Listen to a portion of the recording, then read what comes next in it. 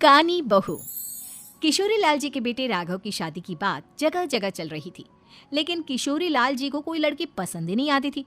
और उसकी एक ही वजह थी, किशोरी लाल जी का लालची होना। उनको लड़के वालों से मोटा दहेज चाहिए था और इसी चक्कर में एक दिन वो एक बहुत पैसे वाले के घर अपने बेटे का रिश्ता लेकर पहुंचे। उस आदमी का नाम था ओम प्रकाश। देखिए किशोरी लाल जी, मेरी एक ही बेटी है और मेरी सारी संपत्ति जायदाद सब कुछ मेरी बेटी नैना का ही है। पापा, नाम से लगता है बहुत खूबसूरत होगी। कितना अच्छा नाम है ना, नैना। ओ वैसे बात तो सही है आपकी। अब इतना पैसा है, जमीन जायदाद है, इकलौती बेटी, आप भी क्या करेंगे? सब कुछ उसे ही देंगे ना। बिल्कुल ठीक पहचाना आपने। बस बेटी की शादी और सारी जायदाद उसके नाम। पापा, बिना देखे हाँ कर दीजिए ना। इतना अच्छा रिश्ता फिर कहाँ मिलेगा? माला माल हो जाएंगे हम। मैं अपनी बेटी को बुलाता हूँ। अरे नहीं नहीं नहीं नहीं, आपकी बेटी का नाम नैना है, सुनकर ही लगता है बहुत सुंदर होगी। रहने दीजिए अंकल, मैं तो आपकी बेटी के नाम से ही इतना खुश हो गया हूँ कि उसे बिना देखे शादी करने को तैयार हूँ। अब तो मैं उसका चेहरा सीधे शादी के बाद ही देखूंगा। और इस तरह राघव नैना का चेहरा नहीं देखता और उससे शादी कर लेता है। शादी के बाद अपनी सुहाग रात पर जब राघव नैना का घूंघट उठाकर देखता है तो नैना की आंखें बंद थी। कितनी खूबसूरत हो तुम नैना, जरा अपनी आंखें खोलकर मेरी तरफ देखो तो सही। नहीं, मुझे शर्म आती है। अरे मैंने तुम्हें शादी से पहले भी नहीं देखा, और अब अगर तुम आंखें खोलकर मुझे देखोगी भी नहीं तो मुझे अच्छा कैसे लगेगा?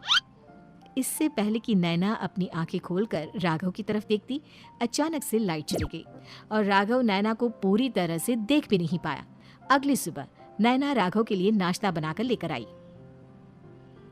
अरे ये क्या, आधा पराठा सीका हुआ है और आधा बिल्कुल कच्चा। ये तुमने क्या किया नैना? बहू, तुमने क्या आधा पराठा तवे से नीचे लटका कर रखा था, जो आधा सिका है और आधा कच्चा?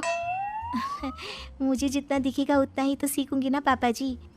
जहाँ जहाँ मुझे नजर आ रहा था वहाँ मैंने सीख लिया, जहाँ जहाँ नहीं दिखा वहाँ कच्चा रह गया होगा। इसका क्या मतलब है? ये कैसा मजाक कर रही है तुम? अरे बहू, तुमने इतना लंबा घूंघट क्यों लगाया हुआ है? देखो, हमारे घर में बहुओं को बेटी की तरह रखा जाता है, और फिर तुम तो इतना सारा माल लेकर आई हो। देखो, ये घूंघट डाल कर रखने की कोई ज़रूरत नहीं है। हाँ नैना, पापा जी ठीक कह रहे हैं, तुम तो आराम से रहो, अपना ही घर समझो। नैना अचानक से अपना घूंघट उठा लेती है। अरे ये क्या पापा, नैना की तो एक आंख फूटी हुई है। नाम से नैना, लेकिन ये तो कानी बहू निकली। मेरे साथ धोखा हुआ है, धोखा। बिना दिखाए अपनी कानी लड़की मेरे संग ब्याह दी। मुझे कानी बीवी नहीं चाहिए। मुझे अभी ओम प्रकाश जी से बात करनी पड़ेगी। आखिर उन्होंने मेरे साथ ऐसा किया क्यों? अरे, आप लोगों ने ही तो पापा से कहा था कि आप लोग शादी से पहले मुझे देखना नहीं चाहते। अब मेरे पापा पर क्यों इल्जाम लगा रहे हैं? अरे लेकिन उन्हें बताना तो चाहिए था ना कि तुम कानी हो, एक आंख से तुम्हें दिखाई नहीं देता। किशोरी लाल और राघव नाराज होकर ओम प्रकाश को अपने घर बुलाते हैं। पापा जी, ये आपने क्या किया? शादी से पहले बताया क्यों नहीं कि नैना की आंखों में परेशानी है? अरे, आप ही ने तो लड़की देखने से मना कर दिया था। अरे लेकिन आप बता तो सकते थे। आपको तो हमारी बेटी की प्रॉपर्टी चाहिए थी, वो भी पूरी की पूरी। अब क्या हुआ अगर उसे आधा दिखाई देता है?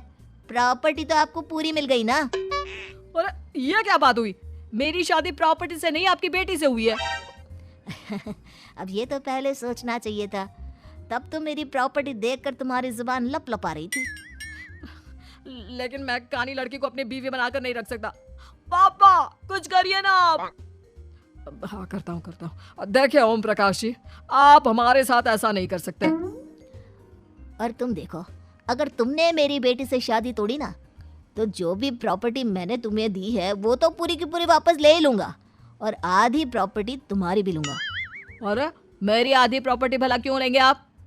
इसलिए क्योंकि मेरी बेटी को आधा नजर आता है और उसकी नजर अभी तक तुम्हारी आधी जायदाद पर ही पड़ी है। अब तुम उसे घर से निकालोगे तो कुछ तो लेकर जाएगी ना। और अगर हम आपकी बेटी को अपने घर की बहू बनाकर रखे तो? तो तुम्हारी पूरी प्रॉपर्टी तुम्हारी ही रहेगी, और जो मैंने तुम्हें दिया है ना, उसमें से बस मैं आधा लेकर जाऊंगा। अरे लेकिन अब आप अपनी दी हुई प्रॉपर्टी में से आधी वापस क्यों लेकर जाएंगे? अगर मैं आपकी बेटी को अपनी पत्नी बनाकर रखने को तैयार हूँ तो? इसलिए ताकि भविष्य में अगर तुम मेरी बेटी को धोखा दो तो उसके पास कुछ तो रहे जो पति का हो। वैसे मेरे पास तो बहुत कुछ है, लेकिन अपने पति की कोई निशानी तो उसके पास होनी चाहिए ना। अब अगर तुमने मेरी बेटी को कहानी कहा तो तुम्हें प्रॉपर्टी भी कहानी ही मिलेगी, पूरी नहीं। जमाए राजा। किशोरी लाल और राघव समझ चुके थे कि वो बुरी तरह फंस चुके हैं और अब उनके पास वहां से निकलने का कोई चारा नहीं है। अब समझ में आया ना, लालच बुरी बला होती है। एक तो तुम्हें प्रॉपर्टी मिली, ऊपर से बीवी मिली, उसमें तुम्हें नखरे भी दिखाने हैं। आए बड़े, चुपचाप बैठो दोनों। कुछ दिनों के बाद नैना राघव की कार लेकर बाजार घूमने निकलती है और जब कार लेकर वापस आती है, अरे, ये क्या? एक तरफ से मेरी गाड़ी पूरी खराब हो चुकी है। लगता है तुमने मेरी गाड़ी को किसी दूसरी गाड़ी के साथ एक्सीडेंट किया है। अरे अरे, कितना बड़ा नुकसान कर दिया तुमने बहू। वो क्या है ना पापा जी, मुझे एक आंख से दिखाई नहीं दे रहा था, सामने से गाड़ी आ रही थी। मुझे तो सिर्फ आधा ही दिखाई दिया और वो गाड़ी मेरी कार से रगड़ते हुए निकल गई। अब मैं क्या करूं बताओ? आप इसे ठीक कराने के पैसे कौन देगा? तुम्हारे पापा। तुमने मुझसे इस तरह से बात की? अभी रुको। नैना राघव की शिकायत ओम प्रकाश को कर देती है। देखो राघव, अब जो मेरी आधी प्रॉपर्टी तुम्हारे पास थी ना, उसमें से आधी और मैं लेकर जाऊंगा, क्योंकि तुमने मेरी बेटी को डांटा। अरे नहीं नहीं पापा जी, गलती हो गई, माफ कर दो। गलती की तो कोई गुंजाइश ही नहीं। अगली बार मेरी बेटी को डांटा तो बची हुई आधी में से आधी और ले जाऊंगा। लालच के चक्कर में हम दोनों ने बहुत बड़ी गलती कर दी बेटा। एक तो तुम्हें कानी बहू मिली और ऊपर से जो माल मिला वो भी काना। इस तरह राघव की हर एक गलती पर ओम प्रकाश उसकी प्रॉपर्टी का आधा आधा हिस्सा लेकर अपना सारा माल वापस ले गया और राघव को कानी बीवी से काम चलाना पड़ा। भाई लालच वाकई में बुरी बला है।